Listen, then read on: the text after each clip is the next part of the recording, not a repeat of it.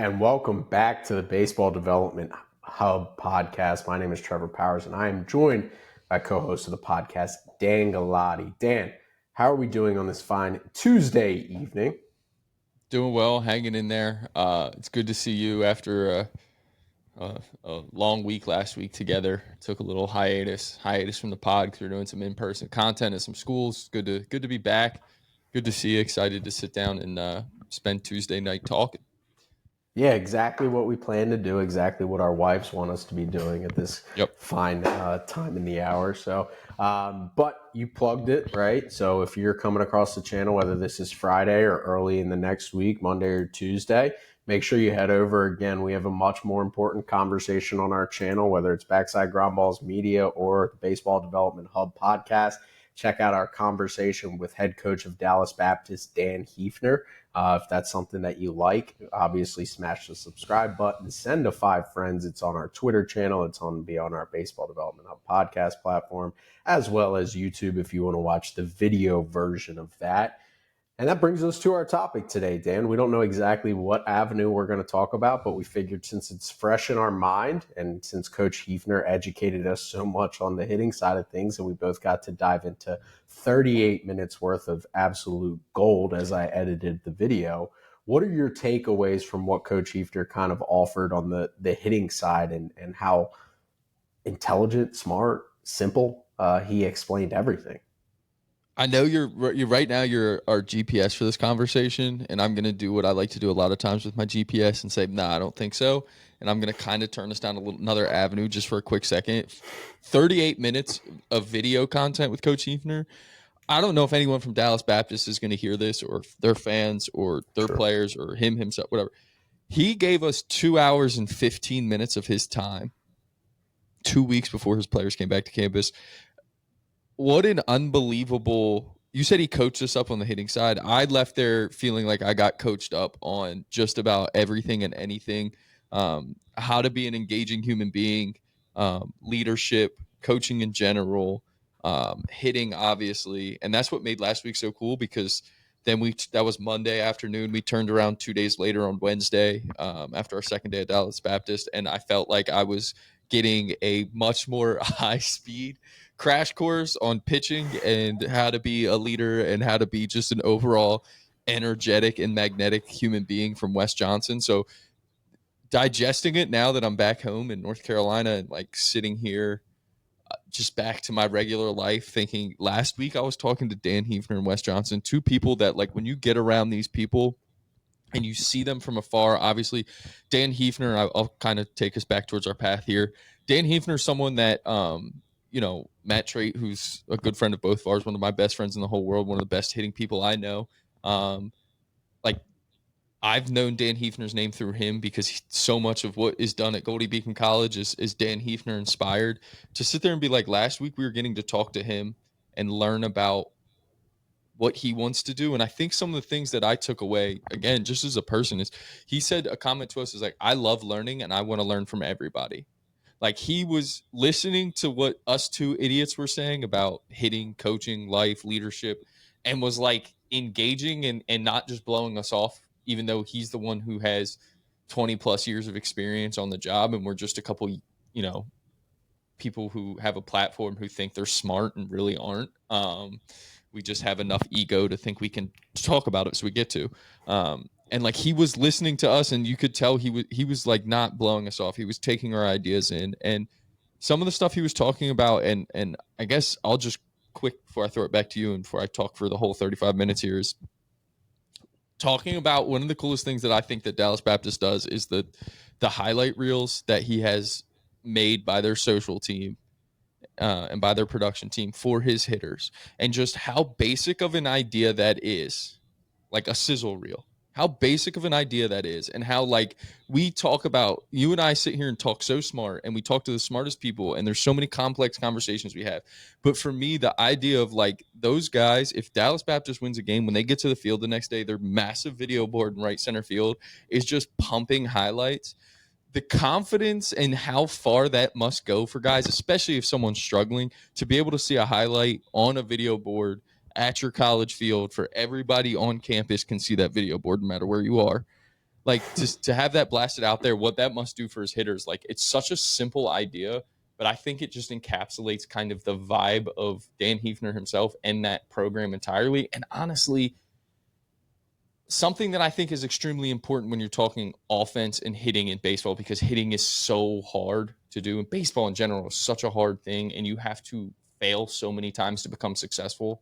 Like to be able to have those moments and have those things bottled up to me was just like, I don't know why, but I was like, man, that's such a great idea.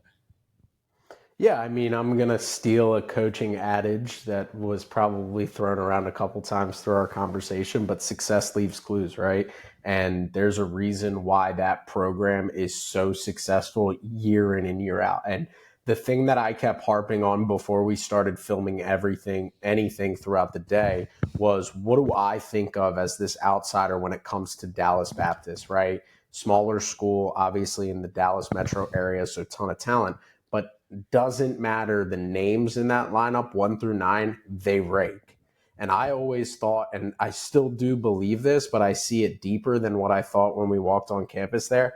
It's because of their player development, but it's because of their culture, right? It's because of how much those guys buy into what they're doing. It's because of how he integrates leadership into player development and into that program. And again, we can sing the praises and how they've covered every single inch. Like you said, the one that you didn't even bring up that you reminded me when you were talking there was him talking about how they do competitions before in their team meetings at the end, and like the energy that it brings. Like they'll do best 2 out of 3, rock paper scissors, or something simple, or name the state capitals or presidents.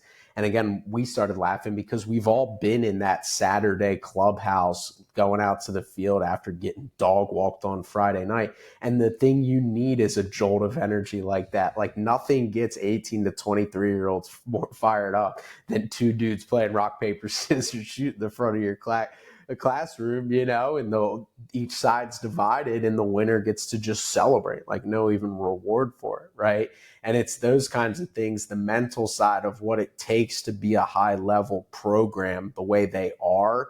That is the granular details that you don't get in video, right? You don't get in the video that even 38 minutes. He was lucky enough to give us 2 hours and 15 minutes of his time in the middle of the summer, right? After August 1st. So the recruiting period has in fact opened up. So he is definitely a busy person.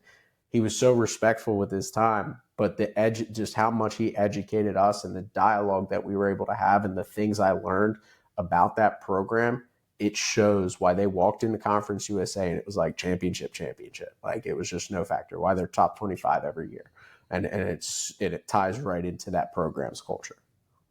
Yeah, and I think that the bigger picture to like take out of them to like not even just specifically to talk about them, but again, like baseball is, and he mentioned this too, is like baseball is such a weird sport because it's a team game that is so centered on a 1v1 isolated showdown. Like the game can't be played until the 1v1 starts, right? And it starts with the pitcher on the mound and it's the hitter in the box. And like no one else on the field in the game can do anything until those two settle that matchup right there, right? Like pitch is thrown, either ball's put in play, or if you're a pitcher, you're trying to generate a swing and miss. And like, with that leads to so much mental anguish, I think, especially when you're talking about young hitters, especially if we're talking at the college level, 18 to 22-year-old guys, right? Like, I, emotional. They're children at the end of the day, right? They're young people and they're emotional and they're unpredictable. And so I think some of the culture building that I think really does tie into offensive development. And as crazy as that sounds, because everyone uses the buzzword culture and leadership when they're talking about like how do you form a team, right? And we never take it and dissect it into, well, how do we make our players better using these two tools? Like everyone just assumes culture, leadership equals good team equals wins. Yeah, but you still have to perform. Like you can have bad teams that have great cultures, right? I won't name names. There was someone on the Chicago White Sox last year who talked about how great the clubhouse was. They weren't good. They had a good Yeah. culture. Those guys in that clubhouse worked hard every day. They had a good culture. They pulled together. They weren't very good. Well, that's because if you really want to get into it and what Coach Hefner really kind of opened my eyes up to a little bit, and just thinking about it and having digested it is like the culture and leadership can also be used for player development. It can be used to sharpen the mental side of the game and sharpen the mental side of your players. And even like the example you're using, where it's like the funeral Saturday after you get dog walked on Friday, everyone's been there, right? Like, and it's almost like, I don't want to show up today.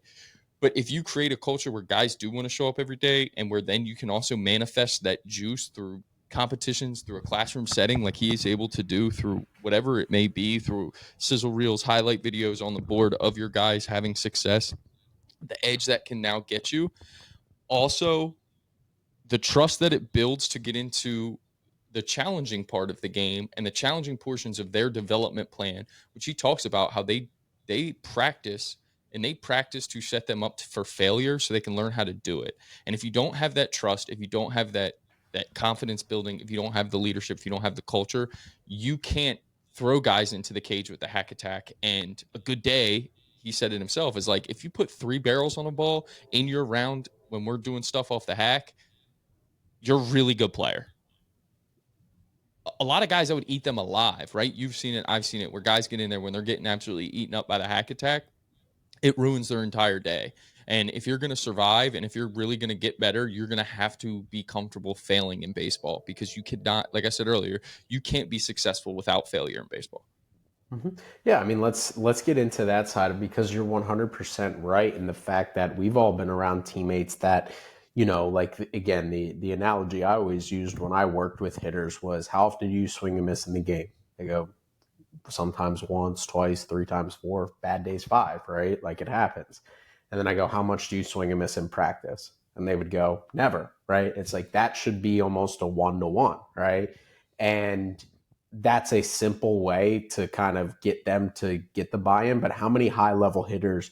I mean, you go on Twitter right now where it just feels like Jonathan Lucroy and all these old heads are in a spat every day. And it's like, oh, hitting off a machine is stupid. I want to feel good. And all the things like that, and thinking that it's not actually beneficial to your career, when in reality, like, feel good BP probably isn't making you better. But you mentioned the trust, and you mentioned the challenging environments, and you mentioned the balance and getting those guys and making sure that we understand, because I think hitting development starts with the ability to train in a challenging environment. And that was what Coach Hefner made a really good point of, is instead of doing front toss or tee work to work on a guy's swing flaw, if a guy's too steep, we feed the issue off the machine, right? And we make them adapt, and we make them, kind of self-orient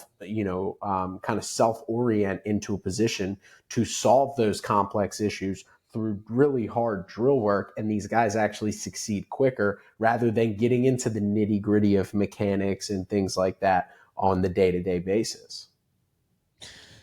Yeah, and again, I think so much of it is like building that trust, and if you don't think that the machine work helps you get better, like I you have there's a mental mishap there, right? Because in everything we do, you don't go lift when you go into the weight room and you lift weights. You can bench press 135 20 times. Probably makes you feel pretty good about yourself. You're putting up 20 reps, 135 pounds, 20, 25 reps. You're not going to get any stronger if you're just every day in there bench pressing 135 pounds, right? You're going to start incorporating flies.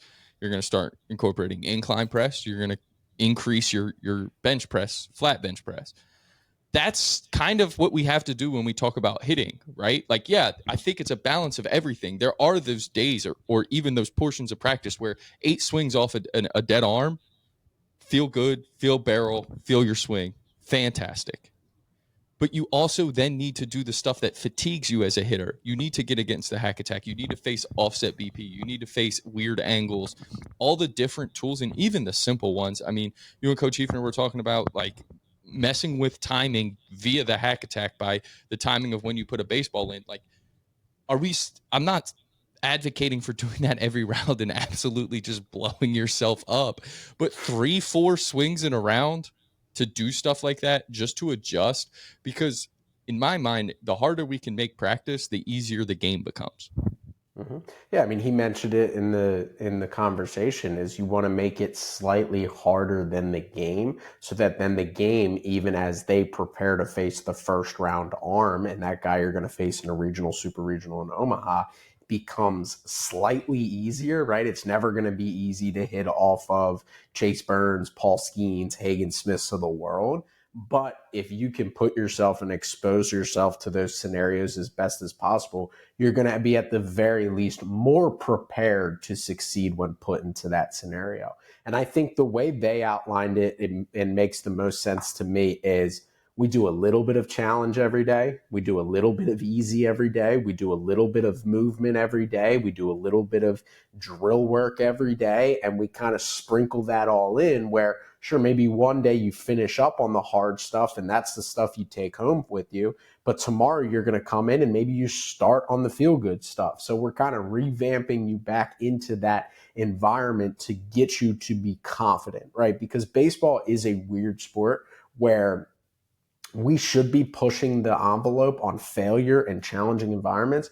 But if you're down bad on yourself when you step in that batter's box and you're not confident with an intent to compete against the person 60 feet, 6 inches against you, that's you're not going to succeed, right? We're trying to armor hitters with confidence through the challenging environments, and but that also comes from them feeling good. There is a mental component. Hitters are not all robots when they get to that point of stepping in the box and just, well, I've gotten better because I've done this work. There are some guys that operate like that, but it's the ability to balance a little bit of challenging work, or maybe for your older guys, a little bit more of challenging work. Like they can take on 60, 70% because they've seen themselves fail in triple hack and these drill works that are really freaking hard, hitting against velocity 100 plus, hitting against ride, sink, cut, whatever you're trying to do with the baseball and make it as challenging as possible for a senior. They go, yeah, I've been here. And then I go out there in a Conference USA Friday and I'm 3 for 4 with 2 backside doubles and a poolside bomb.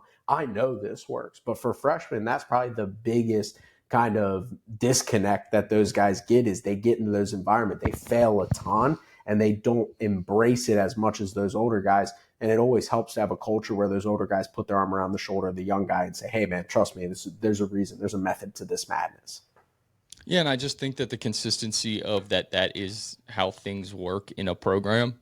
If you're consistently doing those things every day and challenging them every day, and like that becomes a part of the culture, like and clearly at Dallas Baptist, where player development is so important, that is a part of their culture every day. You're going to have moments in practice where you're going to fail and probably have days where you fail completely all around.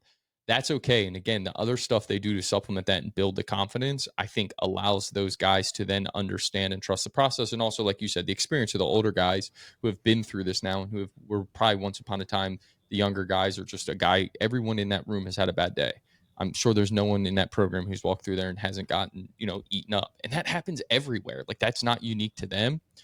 So being able to kind of build that culture is massive. And I really love the way that their facility is set up because, you mentioned like a little bit of movement, a little bit of, challenging BP, a little bit of drill work, a little bit of feel good. They do all of those things in a different spot in their facility. And Mm-hmm. so for me, just like the visual and like the mental of that, of like, okay, this is where in this cage, I am going to get, this is going to be a challenge. This is going to be the tough part. This cage, I'm going to be doing my drill work. This cage, I'm doing my, over here, I'm doing my movement stuff. This part of the facility. Out here, we're doing feel good stuff. Like to kind of show them that roadmap, I think every day, and show a player that roadmap and lay it out like that so that they can kind of prepare for each spot and know exactly what this is supposed to be, what the goal and the objective is, has to be just massive because now you help build that buy-in and the acceptance to each and every one of those things because it's like, hey, you're in the cage that everyone fails in. That's what this cage is for. You're going to be out on the field next rotation and we're getting our licks in today. Go try and pepper the video board. Mm-hmm. And I wonder, I'd be curious again to ask. It wasn't brought up, but I'm sure just off of getting to know those guys that it's intentional that their feel good stuff is letting it fly on the field. Like I would Oh, without a doubt. bet. I would bet Without a that doubt. they're, and again, resources matter, right? Like again, I look back at our time at Arcadia. We went double hack on the field, and those guys probably felt miserable walking back to the dugout after their round sometimes. But, the ability to have the spaces and the resources obviously matters in that.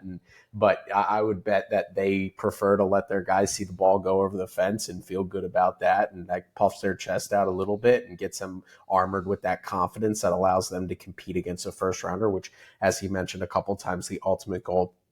Another thing that stood out that I'd kind of like to get into is he talked about, like, you set it up with a perfect first question, and he hit the nail on the head pretty closely, right in that, team philosophy and those first two questions about what are you looking for in hitters. And I thought the really cool thing that he mentioned was they want everybody to be doubles hitters, right? And they want to build guys to be doubles hitters. And what you preach is what you get, right? I think anybody who's been around a program that preaches power, you usually get power with strikeouts. You preach contact and speed, you get single speed contact, right? It is one of those things that it's what you are intentional about, you become, and it's really fascinating. And I thought that being able to say doubles, right, which I think in the history of baseball, doubles have always been synonymous with great hitters. The best double hitters in baseball right now is Corey Seager. And he's probably, if you painted a picture for most scouts or old school guys, if the perfect hitter, it's probably Corey Seager. He's up there on that list. And the philosophy of that is you bring guys that are undersized and speedy guys and tell them they're doubles hitters. Well, then they tap into what their ceiling is. You take home run guys who might have some swing and miss in their game, you tell them they're doubles hitters. They're still going to club down and hit some 380-foot poolside bombs, but they're also going to strike out less because they're going to be chasing those doubles. What was your takeaway with that? Because I thought that was a really fascinating point he made. Yeah, I just think it was so fascinating how easily, because to me, one of the most complex thing is if you're going to have a team approach, but also preach individual development. I think to me, because you aren't going to get nine of the same guy, because every athlete is different and everyone's going to have a little bit of a different skill set no matter what. Just because you can't send the same guy up there nine times, you can't clone anybody. Like to me, that's always been a complex issue. Is like, okay, if everyone's different, then how do we kind of have a team wide thing that is that specific? And for him to kind of just right away talk about how they want to lead the country in doubles, and first and foremost is they preach it. But second, like you were saying, yeah, the guys who maybe aren't the home run hitters that are a little more athletic, who are a little bit more put the ball in play, hit the ball on the ground, who's saying instead of just being like forever in their whole lives are being told hit the ball on the ground and run. No, we want to max them out, like you said, and we're going to hit doubles. And then the home run hitters, like our power guys, hit for power, but we want your miss hits to be doubles. Like you're going to miss hit doubles. You're going to top spin doubles. You're going to buggy whip a ball down the line. You're going to on top of a ball. We don't want to change. We want you to be a doubles guy too. So now we're meeting in the middle. And I think the other really cool thing about how they go about building that is, that team wide approach still is he gives those guys so much power, and he is so open minded to trying different things. Like we walk into the cages where they're drill workspaces. Every single implement you can imagine they have, and he has no absolutes with any of those. They do a little bit of all of them. It depends on what works best for you. So if you're a guy who is having problems with bat path, here's a what is the thing called? It's what everyone at the dog park has to throw tennis balls that's never played a sport in their life. A chuck it. Here's a chuck it to kind of feel your bat path a little bit, to kind of track your barrel. We're going to use those.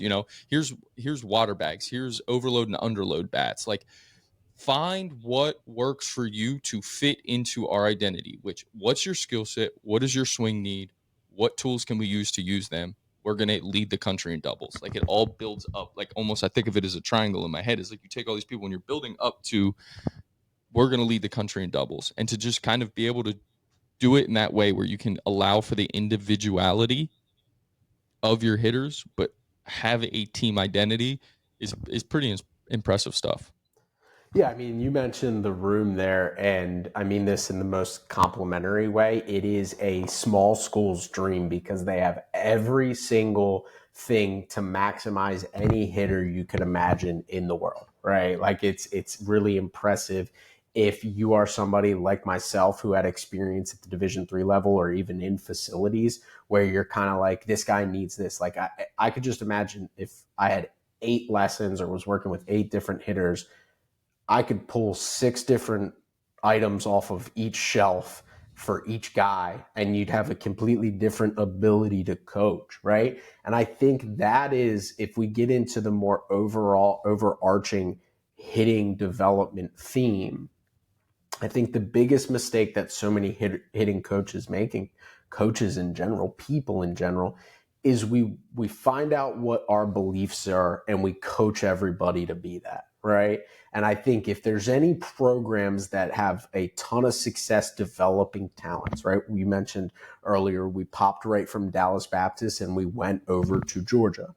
Wes Johnson, and they have tech, they have resources. He has wealth of experience working with different guys, but they don't put guys in what Coach Johnson believes everybody should be, right? We all have our prototypical type of player that we want to see. But too many times, like you said, the undersized guy, some programs will make that guy hit for too much power. They'll change who he is. But what really, really good programs do is they take all of these drills, they educate their players on all of the resources they have. They figure out what are the 6 to 8 drills that they need to be the best version of themselves. And every guy, 1 through 17, walks into that facility and has a different process for each and every day to achieve the same thing, which is to lead the nation in doubles. Yeah, and I think what's so impressive about it too is like asking him about some of that drill stuff, and it's like he had no absolutes because everybody's different. And like he said, they spend time in the beginning of the year and they go through like this is what all of these are. These are what they're for. Here are the drills, and he gives them basically a menu of what you have, and then it's kind of a build your own order, and it can change throughout the year. And there are times when he wants guys to kind of change and experiment things when they need to, and then a lot of what they kind of do there, and what I think is really smart, is they then like, okay, you're doing too much, or you're tinkering too much. And then it's just pulling back on guys. And it's a lot easier to pull back on guys than try and push them towards something, right? It's so much easier to be like, slow down, stop doing, you don't need to do all 7 things here today. We need to accomplish one thing. So let's work on that. Than it is to be like, you're doing nothing. You're just getting in there and swinging. We got to do something. And so by arming them with all of this, I'm sure it can feel overwhelming when you first get in there. But I think arming them with all of these tools and all of these resources and all of the different ideas, and then kind of letting them build their own path, again, keeps the individuality, but that is kind of what their identity is at the same time, if that makes sense. Yeah, I think, and that's the most impressive thing, right? Is how, and that's the balance, right? Like it is very easy. And again, I was in hitting room, like offensive rooms with colleges, and I was in individual development as much as it can be in facilities. It is so much easier to put together an individual development plan with one kid, right? Like you're one dude standing in the cage with you, you're working through something, you see something, you work through it, right? You create, you solve the complex issue with that one kid, and he comes in next week, you build off of it, right? And the next kid comes in, he could have a completely different issue, and you fix that issue completely different way, right? You can do that. It's really hard to do that for a team, right? And it's really hard to give them the necessary time.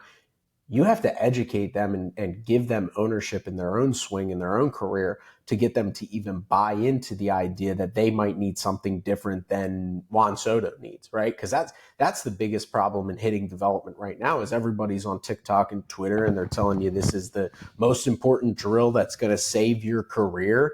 And what Juan Soto needs is different than what Bryce Harper needs, which is different than what Alex Bregman needs, right? And these individuals that go through their processes and figuring out what works best for them. The best hitters simplify their thoughts, simplify their routine to what works best for them, and they don't divert. They are obsessive. Like, again, like that's the big thing. That's the most disconnect thing. And I guess this brings me to another thing that we talked about off record, but it's a fascinating part of the analytics and the new age versus the old school is so many people think, well, pull fly balls. Well, just pull the ball in the air. There's a process to pull the ball in the air, right? Ask Alex Bregman what his thoughts are in his swing, and he's the best pull side fly ball guy in the league, right? Like this is a dude who is undersized, who's built like you and I, who's going to hit 30 bombs his first year of signing a big contract, right? Why? Well, his process is definitely different He doesn't chase pulled fly balls. He knows that's the end goal, but he doesn't chase it because that creates bad habits. He's trying to chase something, and that is such a balance of hitting development and offensive development in general, is getting guys to understand just how complex these issues are to create simple results, right? Like, it's simple to say, I want you to pull this fly ball. But to get there, the path to get there to pull a fly ball is not just as simple as like get the head out and let it fly. Because if you do that, a lot of times upper half turn, head flies open, topspin, hook, there's guardrails of the field. And I know that's a kind of a different point than we've been hitting on, but it's hard not to see that. And again, see it in hitters of like understanding, knowledge, education, buy-in, results. Yeah, and I think what's so important in that is understanding what the end game is. So, like, starting with the end in mind, which is Coach Hefner mentioned that a couple of times to us. So you have to begin with the end in mind, no matter what it is, whatever your goal is, whatever your belief, like what your identity you want to be, what type of hitter you're going to be. You have to begin with that to build there, and then the routine is like sticking to it and being detailed enough in that routine. Again, because the more detailed and tight your routine is, the easier it is when you need to make an adjustment, because everyone at some point in their career, in their season, whatever, is going to have to make an adjustment, based on what's happening with their body, with something's not working anymore, whatever it may be. The more detailed and thorough it feels like your routine is, the more you can change it. And again, having as many resources and having the menu, like I was talking about, like DBU has, of like different drills, it's really easy then. Like if you start and you find some success, in the beginning of the year with a routine, and then you need to make adjustments somewhere, it's a lot easier when it's like, okay, I can go from this to this because I was showed this in the very beginning of the year, that this drill helps with this and this is what I need to work on. But if your routine is kind of scatterbrained and or you don't really have one, it's a lot harder when you need to make adjustments. Yeah, 100%. 100%. Having that menu and having that belief in what people are doing, I think that's why it's the hardest time to be a college coach right now, at least in my opinion, because guys Yeah. go home and they have their personal Yep. coaches, they have their facilities where they're hitting with other guys. They have I their work with phone. They have their phone, social media, and access to information. And again, I mean, we post something on TikTok that was like, I put it as like the tagline was like the key to hitting for more power. And it's like good because I know, and to be honest with you, I felt bad because I know how it was about contact point and being out in front. And I know how when you're facing 60 miles per hour, how many bad habits chasing contact point can lead to Create. Yeah. and create. So I felt bad doing that, but clicks are currency, as we say in this business. So it was a necessary means to an end. But I work with multiple hitters, right? Communicate with guys on the mental side of things, and one time, just to use an example, and not to give away any names or anything, but he was talking about how he was hot. And he wasn't worried about his stats. He wasn't worried about his feels. He wasn't worried about anything. And one of his teammates got in his head, like, hey, why don't you try this out?